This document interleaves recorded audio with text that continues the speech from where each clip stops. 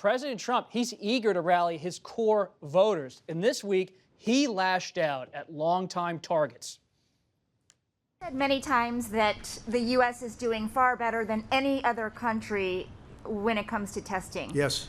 Why does that matter? Why is this a global competition to you if every day Americans are still losing their lives and we're still seeing more cases every day? Well, they're losing their lives everywhere in the world. And maybe that's a question you should ask China.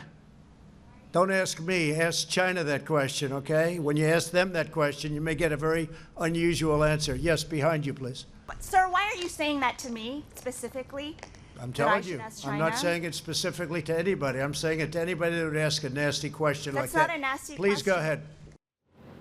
But it is his outrage about the case of Michael Flynn that is now front and center on Friday. Since the Justice Department dropped criminal charges against the former National Security Advisor, he has accused President Obama and former Vice President Joe Biden, the presumptive Democratic nominee, of conspiring to oust Flynn from office in 2017. In a declassified list of former Obama officials, including Biden, who are read in on a probe of Flynn, has animated the president's defenders, who are accusing Democrats of a conspiracy, with the president echoing them at every turn. This was all Obama. This was all Biden. These people were corrupt. The whole thing was corrupt, and we caught them. We caught them. Weijia, as always, holding firm as a reporter. When you look at the president's comments this week, whether it's on China or General Flynn's case, do you see him trying to motivate his political base? What's the strategy here?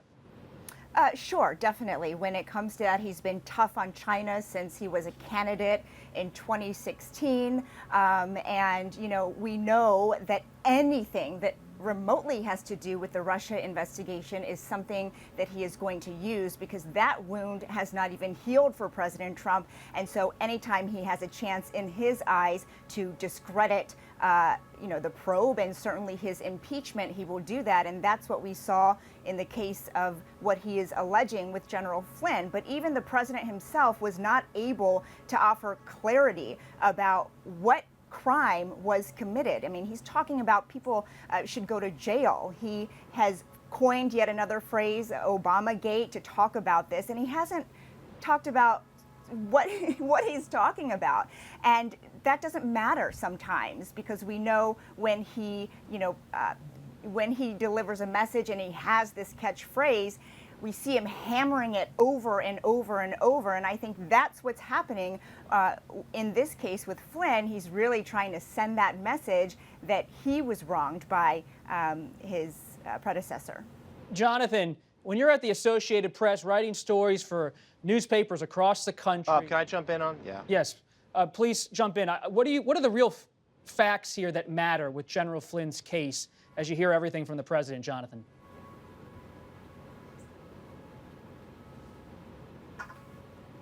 Bob, I was just so eager to get in on this particular subject. I think, first of all, the unmasking, which the president has a knack for making in pretty routine terms sound very sinister. And this is a pretty common occurrence in the intelligence world. There's not surveillance on Michael Flynn. It was about the Russian ambassador. And then they've realized there were contacts with Americans. Those Americans were identified. Michael Flynn was one of them. There's no real sense of a scandal here among most observers, but of course that's not going to stop the president from hammering it home. And we're seeing that. Obamagate, he's coined. It's a nickname for a scandal, doesn't seem to have a there. He hasn't elaborated what it's about. But I was talking to some senior Trump campaign officials just in the last 24 hours about this, and they acknowledge this is not going to probably persuade too many swing voters. It's a base play, but they think it's a useful one. And like China, it's going to be one where they attempt to drag down Joe Biden's negatives, because they're seeing this. Biden has not nearly the negatives that Trump's 2016 opponent Hillary Clinton did. In fact, in 2016, voters who did not like both Clinton and Trump largely broke for Trump. This time around, at least so far, according to the polls, they're breaking for Biden. And the president realizes, his team realizes, they need to drag Biden's numbers down. And that's their focus right now, far more than trying to bolster the president's, trying to raise his up. and they see this as a way to do it. They're going to recycle the 2016 playbook. They're going to allege personal corruption. We're going to start hearing Hunter Biden's name again quite a bit in the days ahead, and they're going to suggest some sort of nefarious doings here by the vice president as part of the Obama administration when it comes to Flynn, trying to thwart this presidency before it even began. Abby, you're on the VP Biden beat. What's his play here, his response to this barrage of attacks? Yeah, I mean, I think that the Biden campaign has really studied what happened with the Hillary Clinton campaign in 2016 when it came to this email scandal. And they have really been very aggressive in trying to undermine this strategy and this attempt by the Trump campaign to basically rebrand all of the controversies of the last 3 years, the impeachment investigation, the Russia investigation, as something that was actually a scandal on the part of the Obama and a Biden administration. So they're really trying to put pressure on media organizations to not cover this incredulously and to really to take a skeptical look at all of this. And they're also focusing on the issue of the coronavirus, because I think they understand that ultimately this is a diversion from the central issue for the country, which is how is this administration dealing with this historic crisis that it is facing.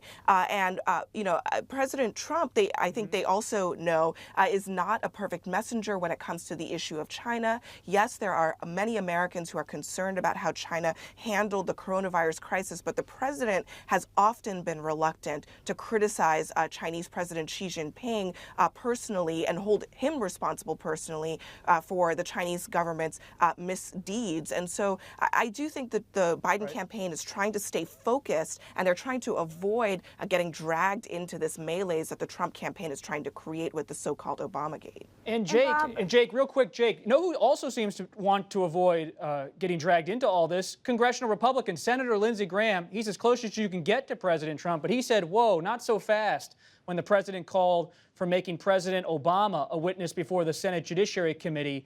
Are Republicans in step with the president but not willing to go that far? I think there's an element of that. I think there's an element of the fact that they don't want to make this a circus. Now, listen, Mitch McConnell, for the first time when I was in the Capitol this week, you know him as well as I do, Bob. He's not one to answer questions he doesn't want to answer. He was asked this week by Manu Raju, our friend from CNN, what he thought of the Senate landscape, the political landscape, and he said it's tough. We have to remember the Senate is in play too, and that's very important. And if this looks like a circus for people in Colorado or Arizona or North Carolina, where we have these very difficult Senate races on the map, that's not good. And bringing President Barack Obama in front of the Senate, some worry, would not be something that when 80,000, 85,000, 90,000 people are dead, would not be something that people want to see and would not be seen as a legislature that's doing its job and attuned to the situation as it exists in this country right now. Weijia, we have about 45 seconds left. I know you wanted to jump in. Oh, I was just going to jump into Abby's point about the president trying to maintain this firm stance on China, and it's sort of his default. But in the clip that you played, I wanted to point out that the reason I followed up was because my original question had nothing to do with China. But even people that I've talked to after that happened told me that, you know, when the president hears anybody bring up that lives were lost, that American lives were lost, and that the number of U.S. cases continues to go up, he becomes very defensive, and that's why he might have brought up China. Of course, we'll never know exactly what he was thinking in that moment.